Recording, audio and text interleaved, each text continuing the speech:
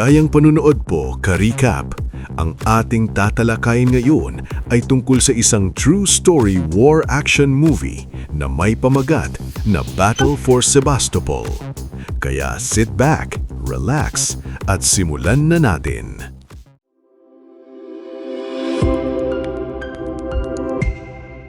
Isang libong milya nang hindi nag-iiwan ng bakas.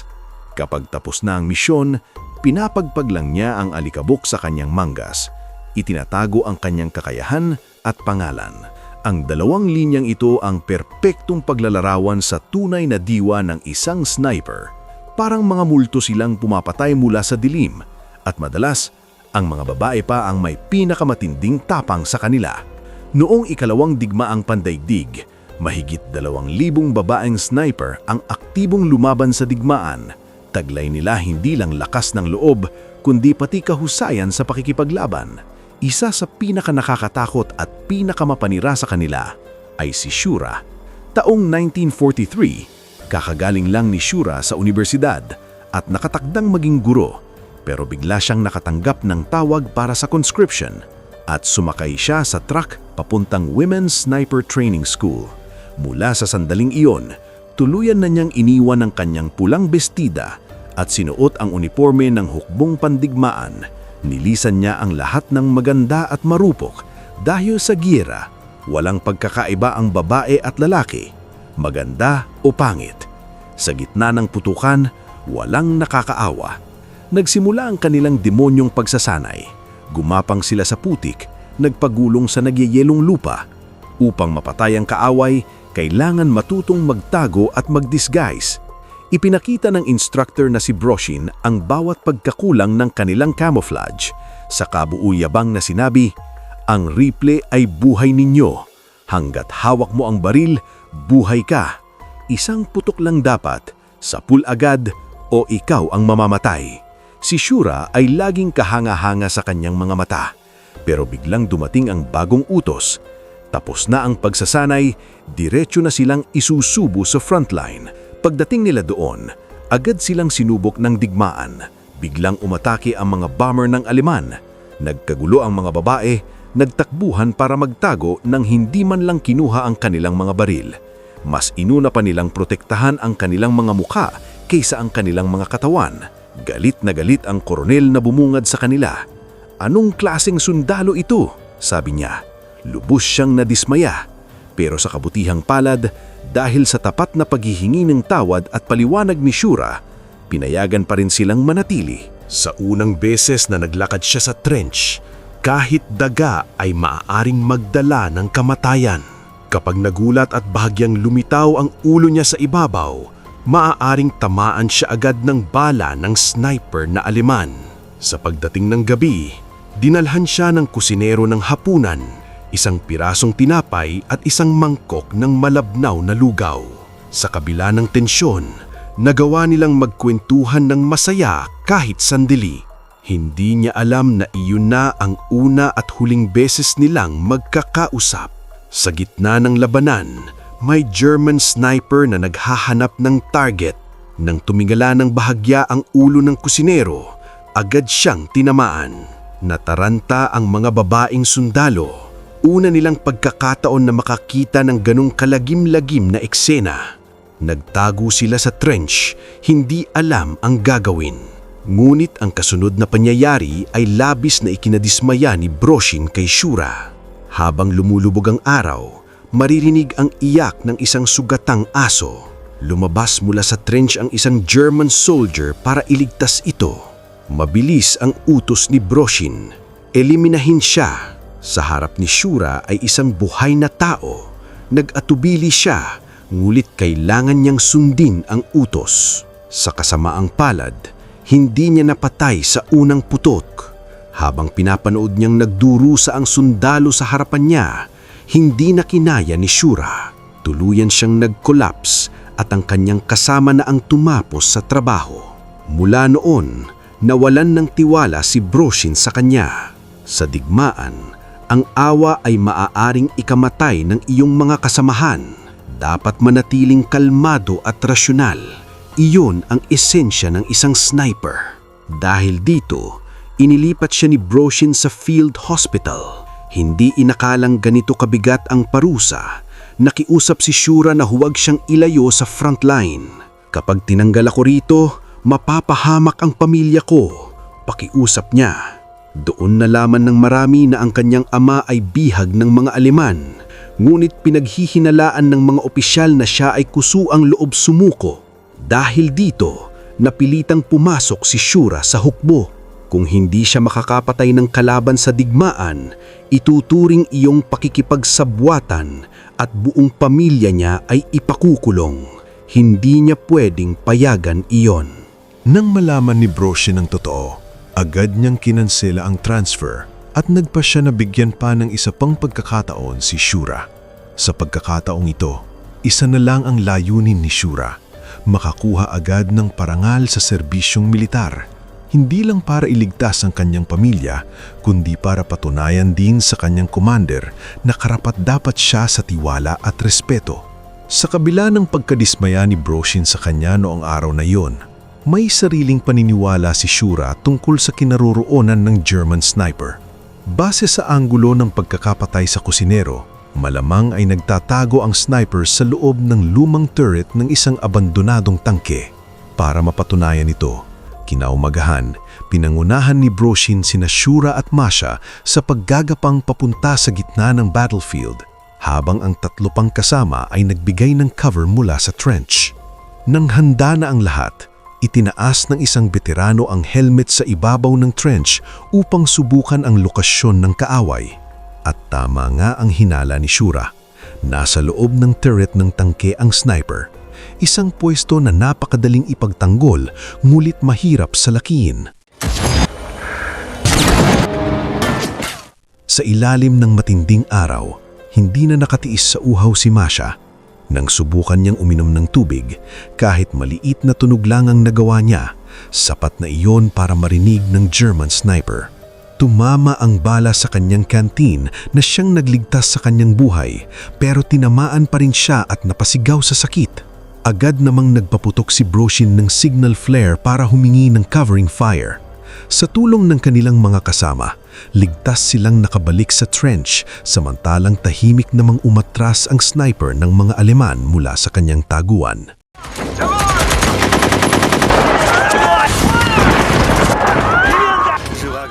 Nakaligtas si Masha, ngunit wasak ang kanyang mukha at mula noon ay tuluyan siyang nabahiran ng awa sa sarili at kawalan ng pag-asa. Binalot naman ng matinding pagkakasala si Shura. Iniisip na siya ang may kasalanan sa nangyari. Pagkatapos ng masusing pag-aaral sa sitwasyon, imukha ni Shura ng bagong plano. Dahil nagtatago ang sniper sa loob ng tangke at tila hindi natatakot sa mga bala, iminungkahi niyang magtanim ng shell sa tabi ng turret. Kapag pumasok doon ang sniper sa umaga, kailangan lang nilang pasabugin iyon at sabay nasasabog ang tangke at ang target. Lubos na natuwa si Broshin sa ideya sapagkat iyon mismo ang inutos niya na gawin sa mga engineer. Kasabay nito, nakatanggap sila ng ulat mula sa Moscow. Papunta raw sa front ang pinakamagaling na sniper ng Aleman, si Wengler. Dahil dito, pinag-iingat sila ng husto para sa susunod na operasyon. Alas 4 ng umaga, nagising ang German sniper sa alarma ng kanyang relo. Tulad ng nakasanayan, umakyat siya sa turret at naghintay ng target. Sa panig ng mga Soviet, handa na ang lahat. Bago sila magsimula, hinawakan ni Broshin ang kamay ni Shura. Mainit at tuyo, tanda na hindi ito kinakabahan. Nilagyan ko ng propaganda leaflet ang shell, sabi niya. Tumbukin mo lang ang bahaging iyon at sabay nasasabog ang sniper at ang turret. Tumanggo si Shura. Pagsapit ng liwanag, inulit ng German sniper ang kanyang dating gawain. Nang makumpirma na lumabas na ito, tinutukan ni Shura ang leaflet pero hindi niya mapiga ang gatilyo. Habang lalo siyang pinipilit ni Broshin, lalong nanigas ang isip niya. Biglang humangin at yung leaflet ay tinangay papasok sa turret. Nataka ang sniper, napatingin at agad niyang naramdaman na may masama. Mabilis siyang umatras. Nakita ni Broshin na mabilis na mawawala ang pagkakataon kaya siya na mismo ang bumaril. Pagkatapos ng misyon, Bumalik sa trench ang sniper team. Sa panahon iyon, ang bansa ay gutom sa mga bayani. Dumating ang isang reporter upang kapanayamin si Broshin at isulat ang kwento ng kanyang sniper team. Ang kredito sana ay para kay Shura, ngunit hindi maintindihan ni Broshin kung bakit siya nagdalawang isip. Labis siyang nadismaya at malamig niyang sinabi, "Walang lugar sa digmaan para sa mga banal. Ang awa sa kaaway ay kalupitan sa sarili." Inutos niya na kumpiskahin ang baril ni Shura. Mula sa araw na iyon, hindi na siya sniper, naging medic na lamang siya sa digmaan. Sa panig ng mga Aleman, dumating na sa front si Wengler, ang elite sniper ng Germany, kasama ang kanyang partner na si Schultz. Ang kanilang misyon ay malinaw, ubusin ang mga Soviet snipers. Nagkubli sina Wengler at Schultz sa gitna ng no man's land, ang teritoryong walang may-ari sa pagitan ng dalawang hukbo. Doon sila nakapansin ang isang sugatang sundalong Soviet. Agad iminungkahi ni Schultz na tapusin ito sa isang putok, pero pinigilan siya ni Wengler. Base sa pagkakakilala ko sa mga Soviet, sabi niya, siguradong may pupunta para sagipin siya. Kapag dumating yon, saka natin sila aabaman. Sa parehong oras, napansin din ni Shura ang sugatang sundalo mula sa kanilang trench. Binalaan siya ng mga kasamahan, pero hindi siya nagdalawang isip. Gumapang siya palabas para tulungan ito. Nang makita ni Wengler na isang medic ang papalapit, hindi siya nagpaputok. Hindi niya pwedeng isiwalat ang kanyang lokasyon para lang sa isang medic. Ang tunay niyang target ay ang mga sniper ng Soviet. Sa kabila ng lahat ng pagsisikap ni Shura, hindi na nailigtas ang sundalo. Labis na dumugo at tuluyang binawian ng buhay. Nang gabing madilim, sakalang nakabalik si Shura sa trench. Pero dahil kumilos siya ng walang utos, matinding galit ang sinalubong niya kay Broshin. "Kung may mga bagong sniper sa kabila, patay ka na ngayon!" sigaw nito. Labis na nabagsakan ng loob si Shura. Pagbalik pa lang niya sa kampo, pinatawag siya agad ng kolonel. "Ikaw ang nanguna sa sniper school," sabi nito. "Pero sa totoong labanan, hindi ka makabaril. Niligtas mo ang isang tao pero namatay pa rin siya. Para sa akin, mukhang nakikipagkasabwat ka sa kaaway." Kahit ipinaliwanag ni Shura ang kanyang panig, hindi niya natanggal ang paratang ng kolaborasyon. Samantala, abala naman si Wengler sa pagpuplano kung paano lulupiin ang mga sniper ng Soviet. Inutusan niya ang mga engineer na magtanim ng mga signal flare sa mga lugar na madalas lusubin ang hukbo ng Soviet. Kapag may flare na sumabog, malalaman agad nila ang lokasyon ng mga ito at dudurugin sila sa matinding putok. Hindi nagtagal, nairulat sa mga scouts ni Broshin ang kakaibang kilos ng mga Aleman. Kaagad niyang tinipon ang sniper squad at mahigpit na pinaalalahanan ang lahat na mag-ingat. Tahimik na nakinig ang lahat, maliban kay Rita na tila nasa ibang mundo habang nakatitig sa liham ng kanyang kasintahan. Ang kanyang kawalan ng pokus halos nagdulot ng trahedya. Kinagabihan, parehong lumitaw sa no man's land ang mga sniper ng Aleman at ng Soviet. Habang lahat ay handa, binabantayan ang bawat kilos ng kalaban, si Rita naman ay nalunod sa lungkot, hindi na nakatutok sa kanyang scope. Mabuti na lang napansin ni Broshin na may mali. Dahil sa takot na may mangyari, inutos niyang agad silang umurong. Pero habang umaatras, si Rita, tuliro sa isipin ng hiwalayan, ay aksidenteng natapakan ang isa sa mga patibong ng kalaban. Ilang segundo lang, bumuhos ang ulan ng bala.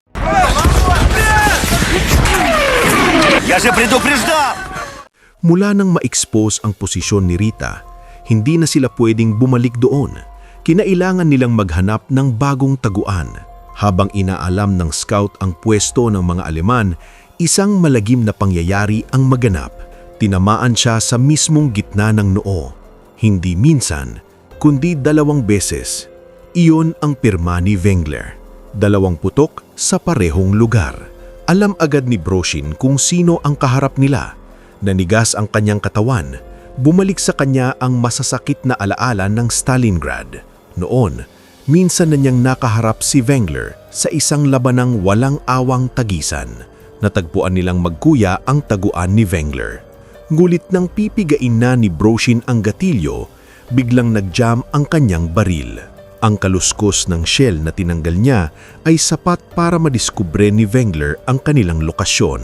Sa awa ng kapalaran, hindi nakamamatay ang tama niya, pero naiwan siyang may karamdaman sa puso. Ang kanyang kapatid, hindi ganoon kapalad, 2 putok ang umalingaw-ngaw sa gabi, at mula noon, binabagabag na siya ng tunog na iyon sa bawat alaala. Simula noon, umaasa siya sa gamot para kontrolhin ang kanyang sakit. Mabuti na lam at napansin ni Shura ang kanyang simptomas. Kinuha niya ang maliit na bote ng gamot at pagbalik nila sa ospital, tinanong niya ang doktor kung para saan iyon.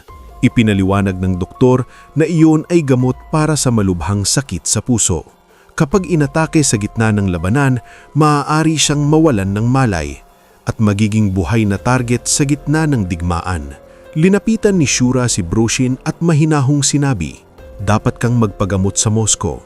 Sa paraan ng kanyang pagsasalita, dama ang pag-aalala at pagkalinga. Tumindi ang damdamin sa pagitan nila, ngunit pinigilan nilang ipakita ang nararamdaman. Ngunit alam ni Broshin na sa panahon ng digmaan, habang winawasak ng gyera ang kanilang bansa, wala siyang karapatang umibig. Higit pa ron, wala rin siyang katiyakang mabubuhay pa siya hanggang sa dulo. Tumalikod siya at ipinagpatuloy ang pagsasanay sa mga babae. Kumpirmado na, ang sniper sa kabilang panig ay si Wengler nga, isang tuso at bihasang marksman. Alam ng lahat na para mapabagsak siya, kailangan nilang painin si Wengler na pumutok at tamaan siya sa iisang segundo bago pa siya makapag-reload ng bala. Ngulit biglang pumasok ang isang mayor, humihingal, dala ang bagong utos mula sa command center. Kailangan daw lumipat ng ibang battlefield si Broshin. Bago siya umalis, mahigpit niyang binalaan ang mga babae. Sumunod kayo sa utos, huwag kayong kikilos ng sarili lang. Pero ang kayabangan at determinasyon ng mga babae ang siyang nagbukas ng trahedya. Pagkaalis ni Broshin, nagpunta sila sa colonel at humiling ng permiso. Gusto nilang harapin mismo si Wengler. Dahil ang plano ay orihinal na gawa ni Broshin, napilitan ng colonel na pumayag. Matapos matukoy ang lokasyon ng kaaway, dahan-dahan nilang ginapang ang target. Pero sa gitna ng operasyon, aksidenteng nasabit ang uniform ni Balka sa isang sanga at ang tunog na iyon ay agad nagbunyag ng kanilang lokasyon.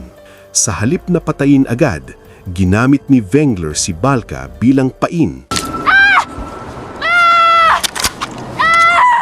Tahimik siyang naghintay ng sino mang susugod para tumulong.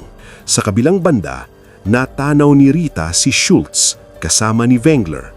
Akala niya pwedeng gamitin ng parehong taktika, barilin ang isa at hintayin lumabas ang isa pa. Pero matapos ng ilang minuto, ang taning narinig niya ay ang sigaw ni Schultz. Huli na, binawian ito ng buhay. Hindi pa rin siya kontento, bumaril pa muli si Rita para siguraduhin na patay ito. Sa kabila ng paalaala ng mga kasama, dali-dali siyang sumugod para sagipin si Balka. Naniniwalang si Wengler lang ang taning sniper ng Aleman. Hindi niya alam na sadyang iniwan ni Wengler ang kasama upang maitago ang sarili at maisagawa ang perpektong ambush. Nasa crosshair na ni Wengler, isang putok at tuluyan ng bumagsak si Rita.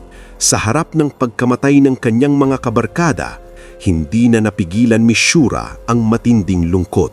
Kinuha niya ang sniper rifle ni Rita at pumunta sa gitna ng labanan. Pagbalik ni Broshin mula sa kanyang misyon, tumambad sa kanya ang mga sundalong gumagawa ng kabaong. Biglang bumigat ang kanyang dibdib. Nang malaman niyang patay na si Rita, agad niyang tinanong kung nasan si Shura. Nang marinig niyang kinuha ni Shura ang rifle at tumakbo sa frontline, parang nanlamig ang dugo niya. Sa gitna ng labanan, walang tigil sa paghanap si Shura. Umaasang matutunton si Wengler. Ngunit buong maghapon siyang naghanap at siya pa mismo ang nadiskubre. Sa mismong sandali iyon, dumating si Broshin at nailigtas siya sa tiyak na kamatayan. Sa sobrang emosyon, Biglang niyakap ni Shura si Broshin at hinalikan siya. Isang halik na puno ng pasasalamat at ng lahat ng takot, sakit at pagnanais na matagal niyang pinigilan. Ngulit para ipaghiganti ang kanyang mga kasamahan, hindi sumunod si Broshin sa mga pakiusap ni Shura. Nagpasya siyang harapin si Wengler mag-isa. Bago pa man siya makalayo, isang eroplano ng reconnaissance ng Aleman ang lumipad sa itaas. Agad nagtago ang lahat maliban kay Broshin na itinaas ang kanyang rifle at tumutok. Isang putok. Sumabog ang eroplano, gumuhit sa lupa at nagliyab sa malayo. Ayon sa ulat, ang eroplanong iyon ay may dalang mahalagang pelikula.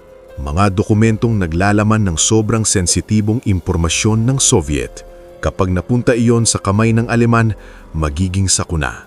Kaya inutusan ng command si Broshin na pamunuan ng sniper squad at isang reconnaissance team upang mabawi ang film. Sa kabilang panig, natanggap din ni Wengler ang parehong misyon at dito nagsimula ang huling tunggalian ng dalawang pinakamahusay na sniper. Maingat na gumapang ang tropa ni Broshin patungo sa lambak. Hindi nila alam na nasa crosshair na pala si Wengler. Isang putok ang umalingaw-ngaw at biglang sumabog ang labanan.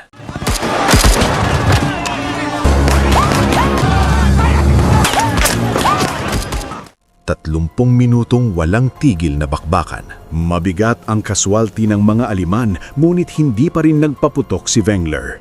Pinagmamasdan pa rin niya, hinahanap ang presisyosong pwesto ng mga Soviet. Tumawag ng reinforcements ang kanilang commander, ngunit bago pa niya matapos ang utos, nakita siya ni Broshin. Isang putok at bumulagta ang Aleman, tinamaan sa ulo ng bala ni Broshin. Pero sa ginawa ni Broshin, pagbabaril sa commander ng Aleman, nabunyag ang kanyang lokasyon. Muling bumalik sa kanyang isipan ang 2 beses na pagtunggali nila ni Wengler noon. Parehong natapos sa pagkatalo. At ngayon, alam niyang si Shura lang ang natitirang may kakayahang tumumbas sa halimaw na iyon. Habang tumitindi ang kaba, lalo nilang kailangang maging maingat. Wala ng sniper na humaharang sa mga Soviet, kaya isa-isang pinupuksa ni Wengler ang bawat sundalong lumalapit sa eroplanong bumagsak. Kapag sumugod ang mga Aleman para kunin ang film, sasabog sila sa mga granadang itinanim ng mga Soviet. Kapag naman ang mga Soviet ang unang kumilos, agad silang target ni Wengler. Naging tahimik ang buong larangan ng digmaan. Walang kumikilos, walang humihinga ng malalim, hanggang sa may naisip na plano si Shura. Binaril niya ang isang sundalong Aleman upang maakit ang atensyon ni Wengler. Sa sandaling iyon, ginamit niya ang pagkakataon upang itanim ang bitag na magbubunyag ng lokasyon ng kaaway. Umubra ang plano. Sa oras na pumutok si Wengler, nakita siya ni Shura. Itinuon niya ang scope, humingalong malalim at 2 putok lang, parehong tama. Bumagsak si Wengler, ang dating kinakatakutang alamat ng mga sniper ng Alemanya. Sa pagkawala ng kanilang proteksyon, nagkagulo ang hukbo ng Aleman. Agad na lumusob ang mga Soviet para sa huling pag-atake. Ngunit sa gitna ng tagumpay, may isang nakakagulat na pangyayari. Kinuha ng German commander ang baril ni Wengler at itinutok ito kay Shura. Sa parehong sandali, pinutok ni Shura ang kanyang baril, ngunit nag-jam ito. Isang iglap bago siya tamaan, inihagis ni Broshin ang granada, sabay pumutok. Patay ang commander at muling nasagip ang buhay ni Shura. Sa huli, matagumpay na nawasak ng mga Soviet ang film, binuksan ng daan para sa kanilang malawakang opensiba.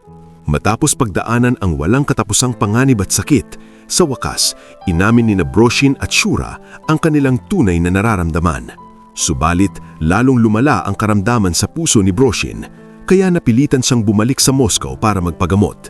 Sa kabilang dako, nilinaw na ng pamahalaan ang pangalan ng ama ni Shura. Wala siyang kasalanan at muling nabawi ang dangal ng kanilang pamilya.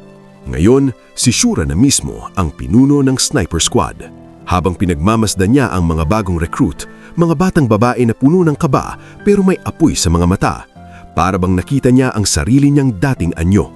Marahil, para kay Shura, ang pinakamasakit na bahagi ng digmaan ay hindi ang kamatayan o ang pagpatay, kundi ang patuloy na pamumuhay. Buhay na pasa ng lungkot, patuloy na nasasaksihan ng pagkamatay ng iba, Ngunit kailangan magpatuloy, kailangan mabuhay upang ipagpatuloy ang pag-asa at protektahan ang buhay ng iba. At dito nagtatapos ang pelikula, mga karikap. Kung nagustuhan nyo ka-recap ang movie recap natin ngayon, ay inaanyayahan kita na mag-subscribe at pakipindot na din ang notification bell para palagi kang updated sa mga susunod naming videos. Maraming salamat sa panonood. Hanggang sa muli!